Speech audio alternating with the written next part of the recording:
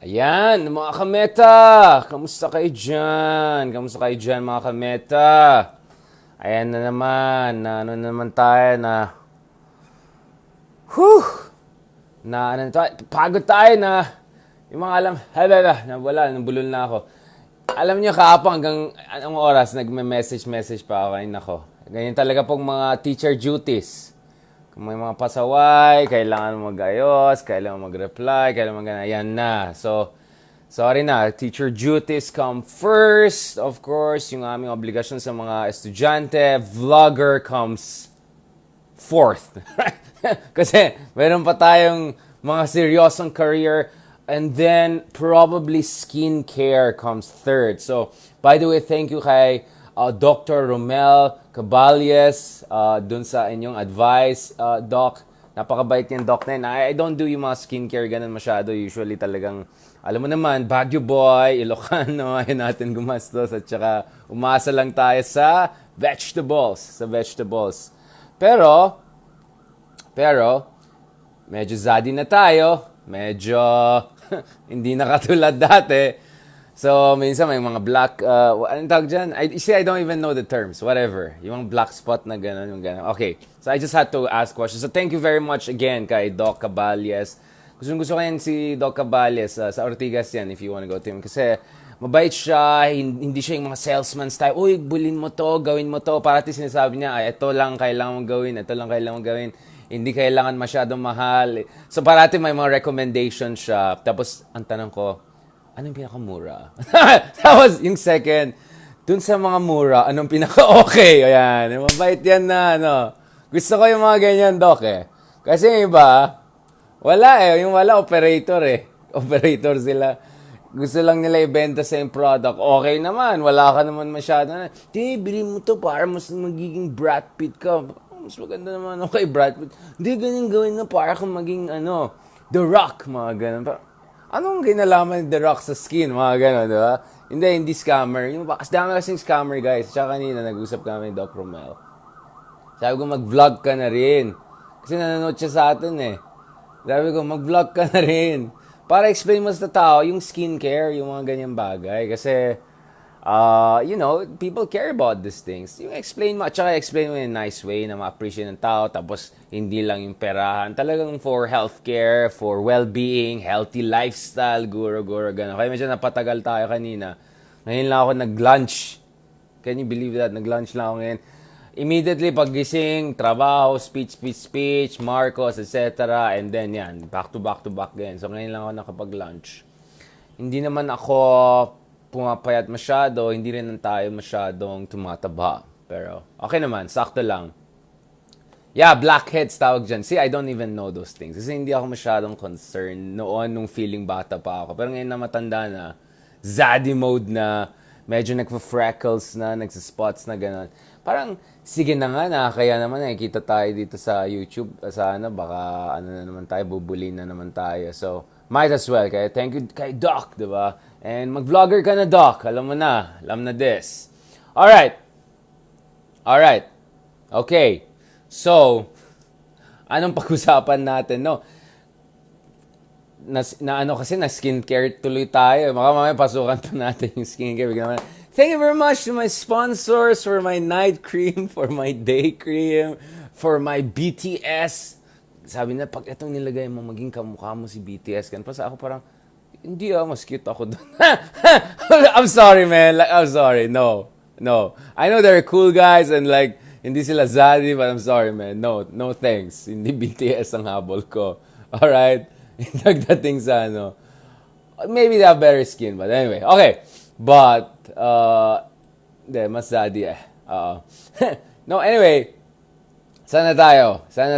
Actually, ito, kahapon pa, ina-arrange ko pa yung interview namin ni Ma'am Carlos. Yan, text, Ma'am, pwede kang ganon.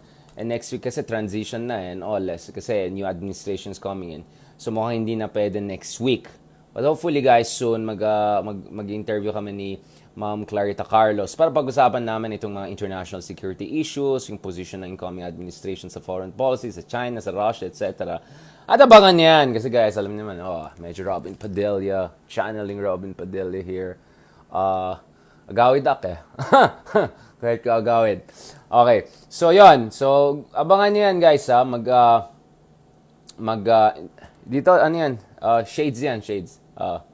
Wala, sunshine ng konti kanina. Anyway, yeah, abangan niyo yung interview namin ni Ma'am Carlos. We're gonna have some interesting discussion. At alam niyo naman, I think we both have very strong views on things, so let's make it an interesting interview. Alright? Don't worry, guys. We'll do our best, okay? Para i-forward ko sa inyo. In the meantime, there are other cabinet ministers, secretaries that we'll be interviewing, so abangan niyo yan, alright? Shoutout naman dyan sa mga friends natin dyan from Makati. Uy, DBP, yung mga taga-banking. Oy, baka naman pwedeng ano dyan, car loan, para bilhin naman tayo ng ganyan, sports car para feeling artista, feeling celebrity, ayan na naman tayo. Ayan, okay, so yun. Hindi, pansin ko alam mo, yung pinaka-best skincare, pag shave ako, mukhang bata na ako. So kung gusto ko ma-emphasize na mukhang bata, ipapa-beard ko para mukhang matanda. Tapos pag shave mo, oy, bata ka na. So may technique dyan na gano'n, psychological yan. Alright, okay. Di, balikan natin ito. So, kanina, eto na naman, while online, nakita ko na naman, mga Credit Grabbers Club. May mga sinasabi na naman at salamat sa Duterte administration, may ganito, may ganyan, may ganito, may ganyan. As I said, salamat talaga sa Duterte administration in terms of pushing ahead with AFP modernization, with developing capacity natin sa Coast Guard, West Philippine Sea. Pero wag natin kalimutan, ang nagsimula nun ay si Aquino. Ito po ito. Resibo. Give credit where credit is due. Wag credit grabber masyado. So nagtotroll na naman ako sa mga alam nyo na. So pinost ko ito guys, yung Republic Act number 10349 or 10349. Alright, so Republic of the Philippine Congress, sa 15th Congress, 3rd regular session na pasa ito. An act amending Republic Act number 7898 establishing the revised AFP modernization program and for other purposes. Date, December 11, 2012. So, Pinoy to panahon ni Pinoy yan. Be it enacted by the Senate and House of Representatives in the Philippine Congress. Yan, okay? So, ang gusto mangyari dito is, basahin natin, Section 4, Components of the revised AFP modernization program. The revised AFP modernization program shall consist of the following components. Now, obviously, yung Philippine Coast Guard ay hindi kasama sa AFP. Medyo hiwala yan. But overall, yung modernization ng ating maritime security capabilities, yung modernization ng ating kakayan in terms of ISR, intelligence, surveillance, reconnaissance, lahat yan guys, magpasalamat tayo sa mga dating administration din may ginawa, especially President Aquino who oversaw the process para ma-amyendahan yung dating AFP modernization program na nagsimula under Ramos. So then again, we have to give credit. Wag credit grabber masyado. So ayon dito sa Section 4, ito sa letter B to, Capability, Material, and Technology Development, the AFP modernization program entails the development and employment of certain capabilities that can address the assessed threats. Alright? So, kasama dyan guys, West Philippine Sea, external security threats, human resource development, to develop and transform the AFP into a multi-mission-oriented force capable of effectively addressing not only internal but also external security threats. Also, in terms of doctrinal evolution and development, to make our AFP more oriented towards 21st century warfare and defensive strategy, etc. So, very comprehensive po itong AFP Modernization Act. And under President Pinoy, gumastos po tayo ng $1 billion almost dito sa initial phase. Kasama dyan yung mga FA-50 na kinuha natin from Korea, which brought us back to the supersonic era. Kasi before that, wala tayong supersonic na operational na fighters for a very long time dahil talagang pinabayaan yung ating Air Force and capabilities. So salamat kay Aquino and also salamat kay Duterte for continuing this process. And as I said, this is not only AFP but under Aquino also nasimula yung process of developing capabilities ng Philippine Coast Guard kasi medyo nalinawan sila dun sa nangyari sa Scarborough Shoal. And this is where, sorry, I'm going to be a little bit critical, just to be clear, yung nangyari kasi sa Scarborough Shoal is nagpadala tayo ng isang BRP, Gregorio del Pilar, di ba?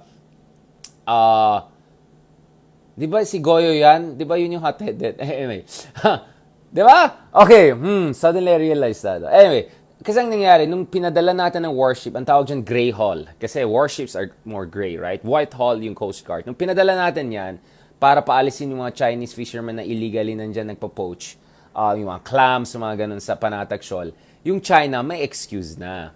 Right? So, the moment nakita, uy, binubuli niyo yung fisherman namin, ha?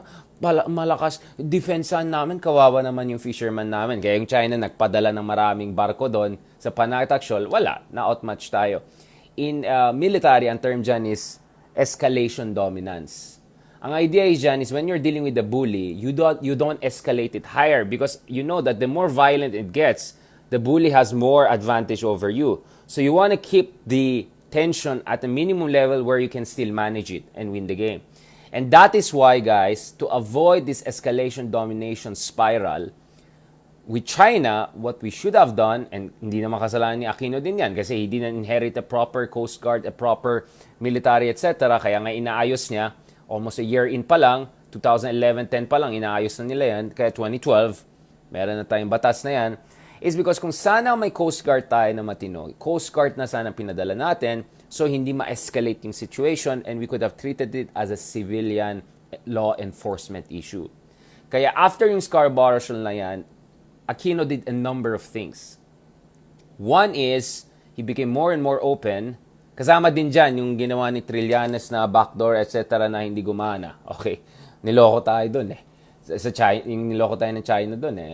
Talagang sabi natin, mutual disengagement, hindi nang yan. Pagbalik naman, away si Trillanes at si Enrile. Ako, tapos parang na-heart attack pa yung ambassador natin dun sa Beijing. Grabe yung nangyari, talagang sabog ng bansa natin noon, di ba? In terms of the crisis management. But eventually, in fairness, President Aquino got the team together and moved on multiple fronts. One front, palakasin yung ating alyansa with America, therefore Enhanced Defense Cooperation Agreement, which will be signed 2 years later, para naman yung mga Amerikano yung pwede tumulong sa Pilipinas bilang aliado na meron tayong parang minimum deterrence capabilities at meron silang rotational presence, forward deployment presence doon sa mga base na malapit sa Pag-asa, sa Panatag Shoal, ganon, okay? Another thing that Aquino did, of course, was eventually to say yes doon sa pinupush nila na arbitration case against China, which didn't seem like a very sure shot. I'll admit it, even I was very skeptical about it before. But that was it also. But that was not the only thing. So kasama rin dyan yung EDCA. But the other thing that Aquino did, and I think I like that more than all other things, I'll just be brutally honest about it, is yung palakasin yung ating sandatan lakas at i-modernize yung ating Coast Guard. Because had we had multi-role vessels, yung mga advanced Coast Guard vessels, di sana hindi na-escalate yung situation. Yun na lang pinadala natin sa Panatag Shoal. Kasi ang problema is, dahil limitado yung capacity ng Coast Guard noon lalo, pag medyo may bagyo at malayo, di na sila makapunta doon. So kaya warship ang pinadala natin, which was a mistake. But it was a mistake which was forced mistake, di ba? Kasi napakalimitado yung capability natin when Aquino came into power. Kaya inaayos ni Aquino, kaya he pushed for this AFP revised AFP Modernization Act, diba? Amending Republic Act number 789. So this is going back to panahon pa nila Ramos. Alright? Do you get what I'm saying? So everything we do, we have to look at the proper context, hindi out of nowhere. Kasi kung hindi ka nagre-research, hindi ka nagkameta, titingnan mo, wow, ang galing ni tatay, wow, ang galing ni ganyan. Hindi mo alam, ang nagsimula pa lang yan, actually yung mga dating administration. Kasi di ba, I explained to you also macroeconomics, yung mga infrastructure projects, yung subway, sinayin yung agreement 2015 sa APEC, on sidelines of the APEC between Abe and Aquino, hindi si Tatay Digong. Yes, of course, patapos na si Aquino, obviously, so hindi niya matapos in 2 years yung subway. Yung subway na yan, baka matapos, yung patapos na si Marcos Jr., alright? So, I'm not sure also should give full credit to Duterte also. You know what I'm saying? Like, dapat ganun tayo mag-isip. Longitudinal, you look at contribution of different administrations. So, going back to this, I said, etong pinaka-nagustuhan ko sa ginawa ni Pinoy sa ating foreign policy, right? Which is, yung palakasin yung ating sariling kakayahan, yung ating Coast Guard. Kaya within few years, salamat sa Japan, right? Tomarigato. Yes, they did horrible things when they were Imperial Japan. I'm talking about 21st century. Tumulong ang Japan sa atin to get multi-role vessels. I think 12 of them. So maraming salamat again to Japan and our partners for helping us on that front. Our friends sa Korea, tumulong din sa atin in terms of some of the ISR capabilities. Also gave us some frigates, if not the Corvette, if I'm not mistaken about this. Salamat also sa Korea for the FA-50. Of course, we had to buy it, just to be clear. But yung mga binigay ng Japan, for instance, a lot of them were grants, Yung iba, libre talaga. So, let's be very clear about that. Salamat din sa Amerika, tumulong sa atin dun sa Coast Guard Center natin na napakaganda dyan sa malapit sa Manila Hotel. Yan, tulong din ng mga aliado natin, Amerika. Hindi tulong ng China yung mga yan, ha? Just to keep in mind. And the reason we had to do that is because of China. So, hindi ko nga hindi yung pinagsasabi ni tatay minsan. But going back to this, so, give credit where credit due. And salamat kay Pinoy. And speaking of that, let me tell you also this. Way before President Duterte came to power, or any of you were even aware of him, or you heard about independent foreign policy, neutrality, all of this, blah, blah, blah, na hindi naman na-operationalize na mabuti or na-explain na mabuti. I've been following the Philippine foreign policy for a very long time, okay? Bilang a student of history, of international relations, bilang a scholar, academic, writing books, etc. At itong masasabi kong guys, yes, aminado ako. Kaya ito kaya nga na misunderstood ako as DDS dati. Kasi, yes, in principle, I agree to the idea that we should be less dependent dun sa traditional allies natin and we have to be more self-reliant. And I supported President Duterte insofar as yun yung aim. Pero yung biglang talon ka from US to China, ibang usapan na yan, di ba? Alright. But before going that, okay, let me give you a background. Kasi, ito kasi ang background natin. The problem is, and that's why I said, kudos to Ramos and also Aquino for the AFP modernization because for a very long time, mga kameta, masyado tayong dependent sa Amerika. Alright? Too dependent, I would say. And in a way, we almost outsourced our national security to America even after we got our independence formally, towards the end of Second World War. So ito, formally independent ka, pero ang daming mga basing agreements, etc. Kung saan Amerika pa rin nandito, sila pa rin nagde-defend sa atin. You get what I'm saying? So we were not really standing for our own 100%. And just to give you an idea, how deep was this strategic subservience to America, I'll give you some quotes from a number of our presidents immediately after Second World War. So, during the Rizal Day speech in 1947, ito po yung sinabi ng aking ka-Ilocano na si President Elpidio Quirino, very debonair, alright. This is something he said that, and nasa article ko bala yan, by the way, I can forward to you. This is what he said. American occupation of the Philippines was the highest blessing that ever befell the Filipinos in a similar way to the advent of Spain. Parang, what? Wait, what? People apparently could get away with saying these things on Rizal Day pa. Right? And interestingly, meron dun sa speech niya, parang sinabi niya, parang Rizal wouldn't have known na maganda pala pag dumating ang mga Amerikano dito. Na parang may patama pag ganun kay Rizal. Na parang, hello, andyan yung Rizal, yung Monumento Rizal. And then we are thanking our colonizers for coming here. Okay? In fact, years earlier, in fairness naman to President Quirino, this is what yung sinabi ng ating first post-war president, Manuel Rojas. Iba yung Mar Rojas, ito yung Okay, ito yung sinabi, he was equally effusive about our former colonizers. So amid growing social awareness of colonial injustice, so after Second World War II, maraming galit sa Amerika, maraming galit bakit yung Amerika ay marami pa rin privileged access sa ating resources, all of those agreements, basing agreements, commercial agreements, yung sira, grabe yung ginawa ng Amerika. So if you wanna know what I'm talking about, read this book, Rampage. It won the Pulitzer Prize. Okay, it's about the Battle of Manila. Yung ginawa ng Amerika sa atin, winasak nila talaga yung Manila. Grabe. To free us from Japan, they destroyed beautiful Manila. One reason napaka hindi ganun kaganda ang Manila, Perlas del Oriente became, Squatter del Oriente, is because the American, in order to prevent casualty among themselves, they just decided to bomb as much as they could across Manila to get the Japanese out. But in the process, they destroyed our beautiful city and many, many people. Many of our kababayan perished. So, I didn't say this is by James Scott, all right? He's an American historian, and yes, I think this won also the Pulitzer Prize. This is a legit work. Read it please on your own, or at least read yung mga reviews niya. So maraming Filipino ay hindi natutuwa sa Amerika. Like, bibigyan mo kami ng independence kasi winasak mo yung Manila, etc. tapos iwanan mo lang kami bigla ngayon, di ba? Parang, wow, that's a very interesting way of doing it. So during this time, marami nagagalit na sa Amerika. Tapos may communism, may Cold War, etc. So itong sila, Quirino, Rojas, etc., they were trying to reassure America, no, don't worry, we're still your staunch allies, etc. And this is what Rojas said. He described America as, quote, our mother, our protector, our liberator, and now our benefactor, and reassured Washington that our feeling toward America is not represented by the loud complaints of an articulate few in our midst. Essentially, mga progressive, leftist, nationalists, etc. Right? Now, this is quite interesting because if you go years earlier, medyo kasaysayan na tayo, remember what Manuel Quezon said, and medyo naging infamous yan. Because President Manuel Quezon, Criollo, Espanyol, Filipino, he wanted us to become as independent as possible. But ang Amerika kasi takot sila pag maging independent tayo, Japan will take over the Philippines, etc. So there were a lot of back and forth there. We can discuss that more. But he said, remember what he said, I would rather have a government run like hell by Filipinos than a government run like heaven by Americanos. Sabi naman ni Robin Padilla, hindi naman Amerikano ang kausap natin, kaya mag-Tagalog tayo. Okay, going back to this. Well, that's why they say, be careful what you wish for. Alright? So mukhang medyo natupad yung what you would rather have. Alright? Okay, so that was for me shocking. Not only the Rizal legacy, but also the legacy of Manuel Quezon.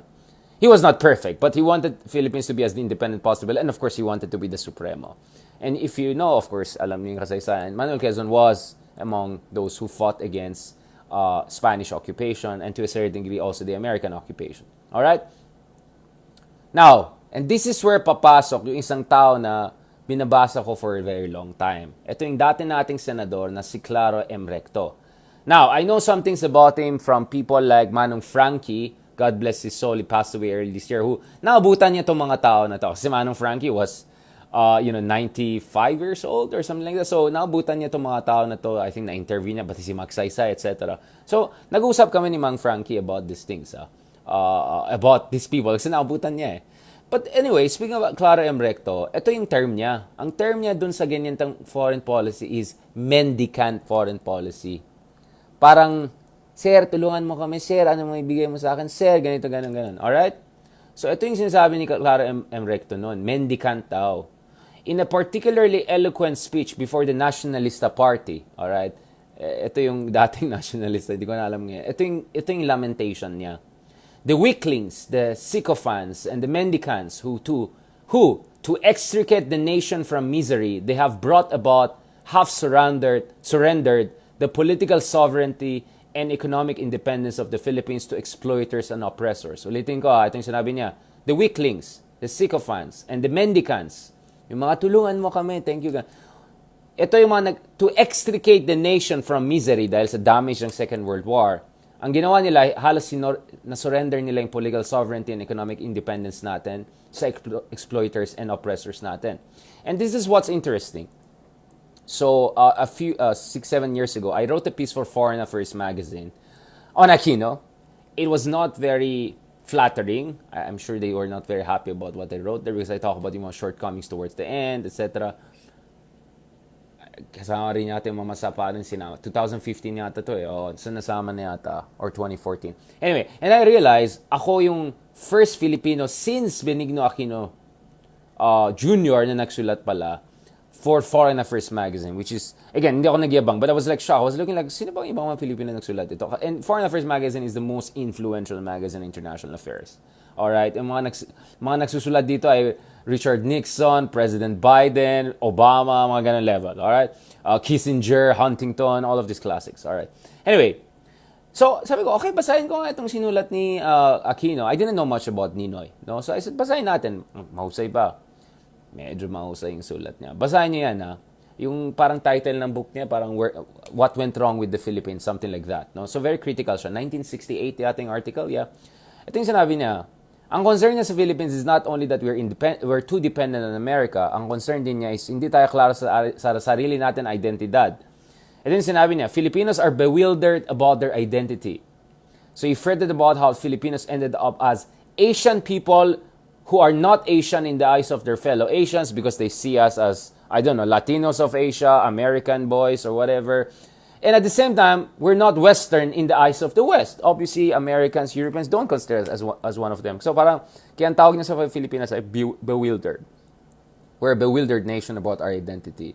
And he writes a lot of interesting things there. Now, half a century later, obviously, after these lamentations of Claro M. Recto and Aquino about napaka-mendicant natin sa America, here we have President Duterte coming out in his nationalistic rhetoric, patriotism, clad in the flag, attacking all these oligarchs, pro-American boys, amboys, etc., etc. So I said, interesting. I said, interesting. If he really wants us to be more independent, you got my 100% support, sir. No problem about that, right? But then it became weird because it became more like, I hate US, etc. because of the personal things that happened to him. So very personalized. But more than that, biglang, I love China. Parang, wait, if you're really independent-minded, you don't jump from an old patron to a new patron, especially if your new patron is a bullier one now compared to before now. And you're not gonna talk about yung ginawa na America wrong 100 years ago while hindi mo pinapansin yung nangyari ngayon, including yung nangyari sa Reed Bank. Anong sinabi ni Digong yung nangyari sa Reed Bank? Oh, it's a small maritime incident. My goodness, that was not a small maritime incident. Kaya nga daming nagalit nung panahon na yan, right? And kaya nga sabi ko si Duterte parang na-fall siya for pledge trap, not even debt trap. Hindi nga naiwala. Ito yung mga opposition death trap sila ng death trap. Pag China, malubog tayo sa utang. Sabi ko, you don't know what you're talking about. Both of you are wrong. This side are wrong thinking China will really help us big time because Tata is nice to them. Like, forget about it. You don't know what you're talking about. The other side, no, malulubog tayo sa utang. Sabi ko, forget about it. They will not even invest big time in us. You don't want to believe me? Look at what Ben Jokno said the other day. Alright, walang single big-ticket infrastructure project in China after all that promise of $24 billion. So clearly, it's very hard to see Duterte's as independent foreign policy. Alright? But at the same time, I think now we have more clarity also dun sa kakulangan ng Amerika sa atin. At also, of course, ayaw natin maging subservient sa Amerika also. Alright? So my point is, to end our over-dependence on America, the solution is not to jump to China or Russia for that matter, no? Kaya nga, ang kailangan po natin dito, parati ko sinasabi guys, ang kailangan po natin dito is equilateral balancing strategy. And this is where, guys, things can get more tricky. And we'll discuss this more soon, guys, because you know what president came closest to a truly equilateral balancing strategy? I would say at least two presidents came closer to that. Neither the previous president nor the outgoing president. Two of them. And both of them are cousins and related. And I'm not saying this because they're both Ilocanos. Marcos Sr. and Ramos. In my opinion, they came closest to achieving an equilateral balancing strategy. Alright? And we'll discuss that more because ang basa ko dito is there are elements in the emerging foreign policy of Bongbong Marcos that kind of resembles what his father was doing and also what Ramos was doing. If you remember, Marcos did not only have good relations with America, he kept our alliance, but he also had communication channels with the Soviet bloc. He also normalized relations with Maoist China. Sumama pa nga si Bongbong doon sa mga bisita nila sa China. Meron pa nga picture ni si Mao Zedong with Imelda, with Bongbong, etc. Hindi sila baby, okay? Hindi na sila baby noon. And yet, he still kept our alliance with the US, and then he played them all against each other to get the most strategic benefit for us. But more crucially, Marcos was a brutal guy domestically in foreign policy, etc. But in domestic politics, you can make a lot of issues. But in foreign policy, he defended the West Philippine Sea. He did his part to make sure that our position on the ground is as solid as possible, including building that airstrip sa Pag-asa. Kaninong admin yan? Hindi yan sa mga nakaraan lang. It goes back to the 70s, guys. Alright, and you know who was the president back then, right? So, my sense, and I'll discuss this more, I'll discuss also about Ramos. You see, Ramos did what I call karaoke diplomacy. So, he would do karaoke with Jiang Zemin of China. At the same time, he'll go and talk to Clinton. At the same time, he'll go to ASEAN. At the same time, he'll go to Japan. That's smart foreign policy. Hindi yung, ayoko ng US sa China na ako. Or ayoko ng China, dito na ako sa US. Man, I'm sorry, it doesn't work. But we have more to discuss, so I'm not gonna throw everything at you. Going back to this, In fairness naman to President Aquino, at least he started this process of military modernization. First try under Ramos. Kasi nga, ang problema kay Marcos naman, yung gera sa Mindanao. Dahil sa gera sa Mindanao, bug down yung AFP natin. We used to have one of the best militaries in Asia, in Southeast Asia at least in the 1950s and 60s. By 70s, 80s, wala na. Talagang bug down, internal insurgency and all. So yung mga sinasabi, okay, Marcos, blah, blah, like, you don't know what you're talking about.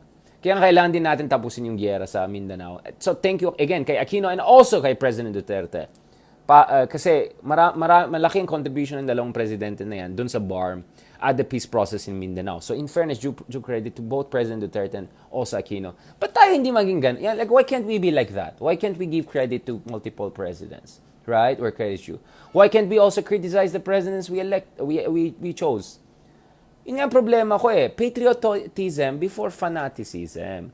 Huwag gawin showbiz ang politika. Yung, ito yung gusto kong artista. Ito. Hindi, guys. May responsibilidad yung mga leaders natin. Let's give them credit where credit is due. As I said, thank you to Pangulong Duterte for continuing the revised AFP Act. Thank you to Pangulong Duterte for the BARM peace process. Yes, but also thank you to Aquino for starting the process here and there, both on the peace process, both on the AFP modernization. So a lot of things that we're going to benefit, a lot of things that Marcos Jr. will be benefiting from is because of the good policies of his two immediate predecessors who come from different sides. You get what I'm saying, guys? Ganun dapat ang style natin. Patriotism, responsible dialogue and conversation, not fanaticism, wag showbiz style. Alam ko, love na love ng mga vloggers yan at saka mga politiko Pero hindi yan maganda para sa ating bayan. Kawawa naman yung bayan natin. Kung tayo-tayo na nga lang mag-aaway tayo, kakain tayo ng buhay. So let me be very clear. I was never happy with that subservience to America. But I don't think the solution to that is to jump to the other side. So I'll discuss soon, guys, in our next meta, ano naman ang ginawa nung sa tingin ko, the presidents who had a better grasp of foreign policy, and what are the lessons for Marcos Jr. Alright? And then later on, God willing, pag nakausap natin, na-interview natin si Ma'am Carlos also, I'll discuss this more with her because she was there during the Marcos Sr. years. She was there during the Ramos years. We can discuss these things. In a way, you can say, I'm always giving a free advice, right? And this is not out of nowhere. This is based on intimate, passionate, patriotic way of trying to understand yung ating kasaysayan. So, hindi naman lahat mali nangyari din sa atin, guys. Hindi naman puro mali lang itong admin, puro tama. May mga mali, may mga tama, may mga naayos, may mga hindi naayos. So, it's a mixed picture. It's a half empty, half full glass. So, ang gagawin natin dito is we'll look at the half empty and half full. Hindi lang yung banat ng banat, hindi lang yung parang, napaka-the best si tatay, ganyan. Hindi rin ganon. Alright? So, this is what we're gonna half empty, half full. And para meron tayong matinong perspektibo dito sa ating bansa at saan tayo papunta. And to be honest, if you actually listen to our talks, and when I listen to myself sometimes, parang may pag-asa nga naman tayo. In fairness naman, di ba? Parang pati sarili ko na therapy ko. Parang, nga naman, Richard. Naman, relax ka lang. May maganda naman nangyari sa ating bayan, di ba? Hindi naman lahat ganito, ganyan. And remember, President Duterte may have said things that I disagree with, that I think were irresponsible, childish, whatever, but the Duterte administration, including Secretary Lorenzana, Secretary Locsin, Secretary Esperon, etc., people in DFA, a lot of them also did very good things for our country.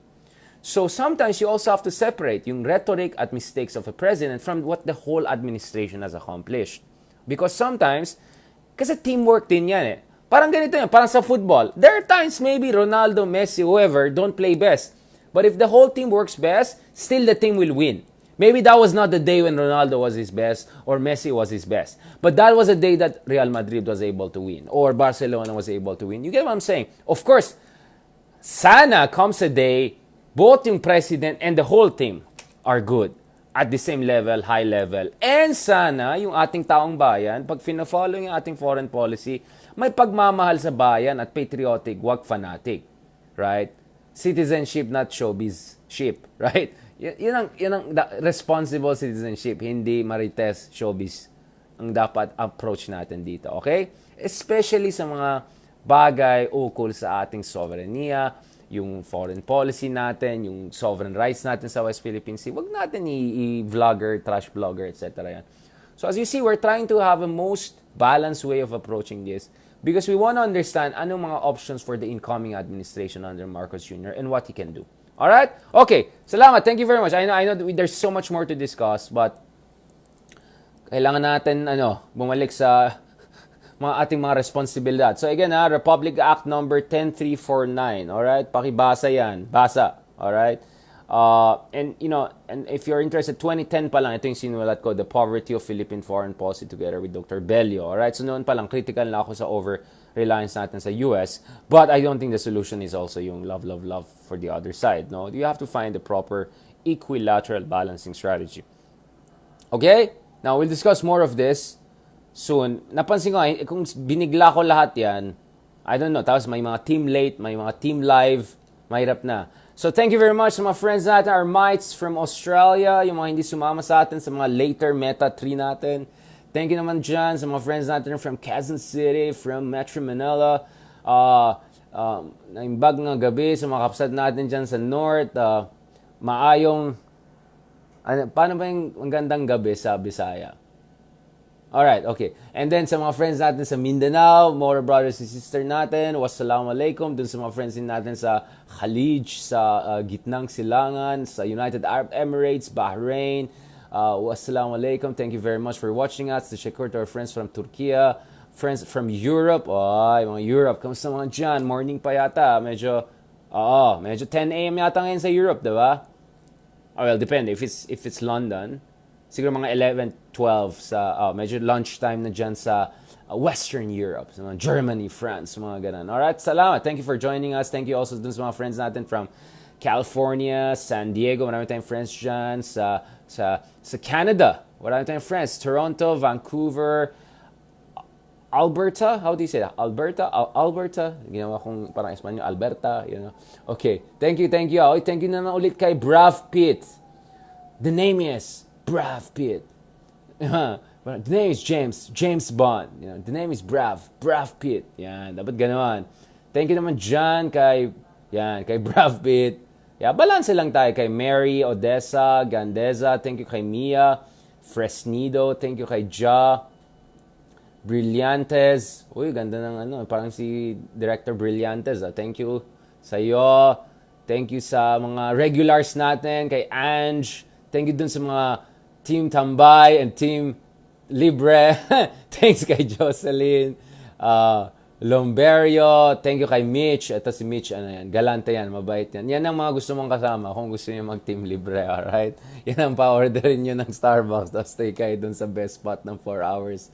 Thank you kay Mary and Andalis. Andalis, is that correct? Kay Ricky. Hiniwalay niya yung CKY. Alright, thank you very much for that. I appreciate it. Thank you kay Josephine Bagaporo for joining us. For Eventurer, Acumen. Yes, thank you very much. Ayan, actually, I need a little bit of power nap because I have to work later.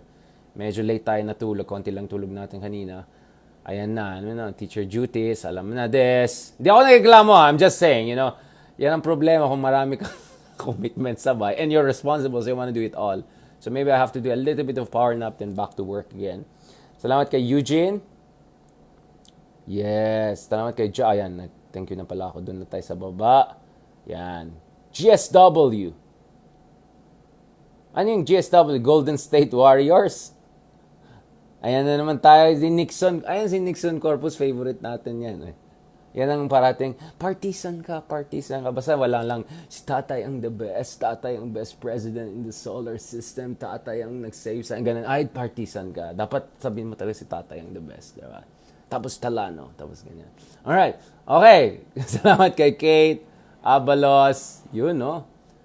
Ayan, mga team mates. Meron na pala akong Australian fan club. Feeling talaga, no? Team mates. Alright. Team Mites. Team Metamites. Alright. Kay Faye Santos, thank you for joining us. It's a pleasure. Thank you kay Jeanbert Brucales. Tapos, andyan naman yung mga friends natin. Si Maria Atay from Quezon Province. Ayan.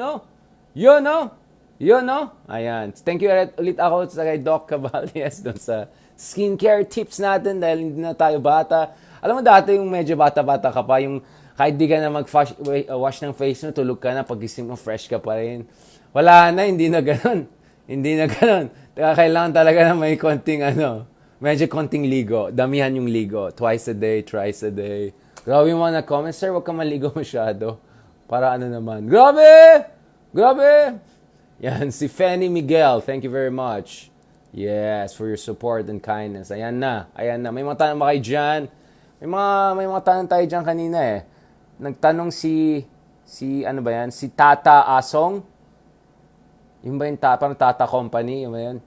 So, are you supporting also our men-women football team? Of course, of course. Speaking of that, by the way, honestly, I think dapat football tayo kaysa basketball. Eh. And if you know anything about history, you see I keep on talking about Barcelona, Messi and all. You know why? One reason is, guess who was the best player in Barcelona before Messi? And guess where did that person come from? Huh? Anyone? Classroom? O mga team replay, team live. Sinong best Barcelona player in terms of goals, etc. before Messi? And guess anong bansa siya galing? Anyone? Ayun na naman, Golden State Warrior. Ayan tayo eh. Ayan, dapat alam niya na si Paulino Alcantara Riestra. Ito po siya po ang top player ng Barcelona dati. At guess what? Pinoy na mistizo siya. Alright? I think from Iloilo siya if I'm not mistaken. Right? And he played in Barcelona and the Philippines and also Spain. Ito yung record niya. From 1918 to 1927, he had 395 goals for Barcelona. And for the Spanish national team, he had 6 goals out of only 5 appearances. He had only 5 appearances. He had 6 goals. He also played for the Philippines in 1917. He had 15 goals in only 5 appearances. Right? And the Philippines was also the silver medalist dun sa football competition sa Far Eastern Championship Games. These are the forgotten secret history of the Philippines.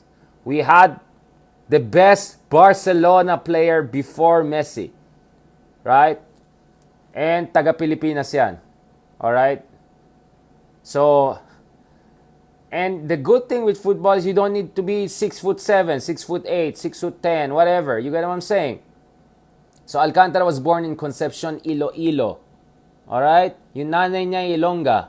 Okay? So, he's as Filipino as you can get. Of course, he has Spanish blood, given yan. But you get what I'm saying? So, taga-Ilonggo siya. Ilonggo siya. Also, from Iloilo. Alright? Sa Concepcion siya pinanganak. So, I want to see a national team that is not only yung mga, askal, yung mga, kinukuha lang, lagay lang dyan yung mga naglaro sa ibang bansa, ilagay mo lang, assemble mo lang dito. Wag naman ganon. Sana we rear our own domestic talents also. Also, of course, I'm okay with getting yung mga natin. Pero sana yung domestic talents natin, rear natin. And mag-invest tayo. Ang laki ng gastos natin sa basketball, etc., etc. Ang laki ng attention na binibigay natin. But guys, let's be honest. Basketball has an inherent physical bias. Tall countries, even though hindi sila ganun kagaling, nahihirapan tayo sa kanila. Hanggang mga Korea, Japan lang kaya natin. Pag China, Iran, Australia, wala na tayong laban. And I'm talking about only Asia Pacific. Forget about beating Spain or US, mga ganun. Do you get what I'm saying? But football, you don't need height. You need speed, you need agility, you need resilience, you need grit, you need strategy. Kayang-kaya natin yan. Di sana kung nag-invest tayo sa football, baka ka-level natin ngayon, Korea, Japan. Right? Tingnan mo, Korea, lalo Japan. They're not tall. Laki mo yung mga players ng Japan. Maliit lang sila kumpara dun sa mga ibang bansa. Kumpara sa Australians, sa Iranians, sa Saudis, even kumpara sa Koreans. Koreans are a bit taller than Japanese. Right? Pero grabe ang galing nila. Did you watch yung game nila? Di ba Brazil 5-1, tinambakan yung Korea. Japan, Brazil 1-0 lang yung talo. Close fight. Tapos tinalo pa ng Japan yung Ghana. And I'm betting on Japan to make it to the next round. I think kaya nila dun sa group nila. Medyo mahirap yung group nila dito sa World Cup, pero kaya nila. Do you know what I'm saying? The Japanese, they have similar physique to us. Hindi sila ganun katangkad. Parang mas malaki pa yata ang katawan natin eh. So, I don't know. I just feel maling. Baseball, never mind yun. Sa Amerikano naman yun. Sana football talaga in-invest natin. Alam ko Spanish legacy yan, hindi yan American legacy, etc. But guys, mas tugma sa atin yan. And football is a more cool, global. I'm sorry, no offense to basketball. I know it's cool and all, but come on guys. Ako nga, hindi ako nakaka-relate sa basketball. Tatangkad nila, hindi naman ako ganun katangkad, diba? Pero football, nakaka-relate ako. CR7, not too different. Medyo similar, mga ganun. Mga ganun, alright. Si Messi nga, 5'6", 7" lang. Tignan mo, best player ever for some people. You don't need much of a height. You need skills, you need resilience, you need training. Everything that we have in the Philippines, right? And Japan, yeah. Japan is the second highest ranked. Iran is number one, and Japan second in Asia Pacific. But I think Japan should be top 15, to be honest. I think proper ranking, Japan should be top 15. Easily the best in Asia. Alright. And kahit lang natin mga yan, mga 5'5", 5'6", 5'7", mga ganyan lang yata yung mga players nila eh. Kayang-kaya nila. Mga goalkeepers nila, siguro height ko lang. Or barely 6'1", mga ganun lang siguro. Hindi yung mga Courtois na 6'7", 6'6", mga ganun. Diba? You know what I'm saying? Like, you don't even have to be that tall and physically dominant like those NBA players to be globally competitive. You see, who are the best players in basketball? Hindi ako makakarelate. Lalaki yung tatangkad. Pero sa football, it's Messi or Ronaldo, right? Okay, so I'm just telling you, di sana maging realistic din tayo. But anyway, I mean, who cares about what I say about this? No? Pero yun lang naman sa akin eh. In fairness, magaling tayo sa boxing, magaling tayo sa weightlifting, sa billiards, etc. I think we have to work on that. Sana yung e-games, i-sustain natin yan. Mukhang papasok na sa Olympics yung e-games. So may laban din tayo, may chance tayo mag-medal doon. Pero football sana, if you really invest in that, may chance tayo over the next 10, 20, 30 years. At hindi lang tayo sana umaasa doon sa... Kasi I'll be honest, there was a time, nandun ako sa Greenbelt noon. Long time ago, mga 15 years ago. Tapos nakaupo ako.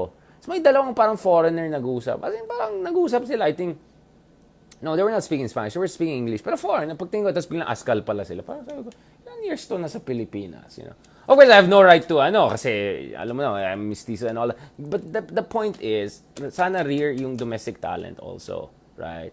Ang daming magaling dyan from Mindanao and Visayas. Napakagaling. Yung Mindanao, ang daming mga galing na football players. Yung mga naglalaro lang dun sa field ng walang matinong ganun. Pero ang gagaling nila. Pag dinala mo dito sa Manila, no match yung mga taga dito. Ang gagaling nila eh. Alright. Okay. Thank you very much, guys. I know medyo nag-ano tayo. Bukas na lang yung isabong. Kasi, ayan na naman si tatay eh. Tsaka alam mo yung isabong na yan, medyo malaking issue yan eh. Parang online casino issue yan eh. Yun yung interesting kay tatay. Sabi niya, kunyari, ayaw niya sa gambling and all. But look at it. Isabong, online, pogos, lahat sa kanya yan. O yan, sige, defend niyo pa si tatay. The best yan. Alright. Okay. Salamat. Thank you very much to our friends all around the world. And please continue to support us. Medyo pahinga lang ako ng konti. As you can see, I'm tired, no? Get a little sleep and then back to work. Yes, Western Visayas. Napakagaling din nila sa football. Alright. Thank you very much, John, guys. Sabi ni Alejandro Vergal, baka naman pwede gawin Olympics ang isabong. Alam mo kung sino mananalo? Ay, alam niyo na yan. Hindi ko na sasabihin yung pangalan, pero na Senate hearing na yan. Alright, okay. Maraming salamat. Thank you very much. God bless po.